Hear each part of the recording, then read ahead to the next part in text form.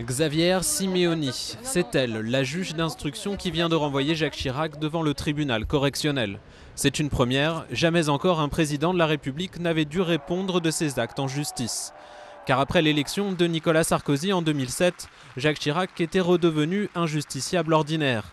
Le parquet a eu beau demander un non-lieu dans l'affaire des emplois fictifs de la mairie de Paris, la juge a estimé qu'il y avait matière à poursuivre l'ancien président.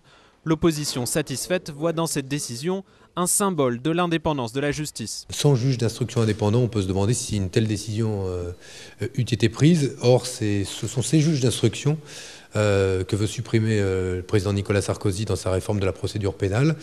Si la décision de renvoyer un ex-président de la République devant un tribunal correctionnel avait appartenu à des juges dépendants du parquet, donc de la chancellerie, on peut se poser la question si une telle décision aurait été prise. Jacques Chirac devra répondre de détournement de fonds publics et d'abus de confiance pour 21 emplois payés par la mairie de Paris qu'il dirigeait de 1977 à 1995. Selon la juge, ces employés ne travaillaient pas pour la ville.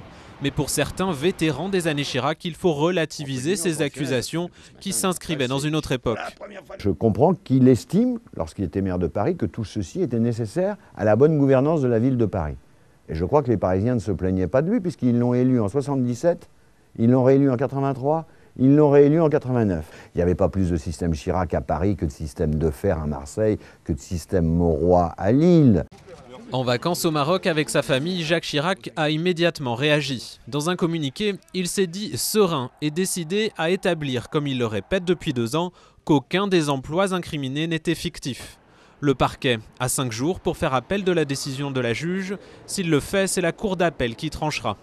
En quelques années, ce sont donc 2 anciens premiers ministres, Alain Juppé et Dominique de Villepin, et maintenant un ancien président qui se retrouve poursuivi, auquel s'ajoute l'ancien ministre Charles Pasqua, condamné cette semaine à 1 an de prison ferme. Des ennuis judiciaires qui, dans le cas de Jacques Chirac en tout cas, n'ont pas pour le moment entaché sa popularité.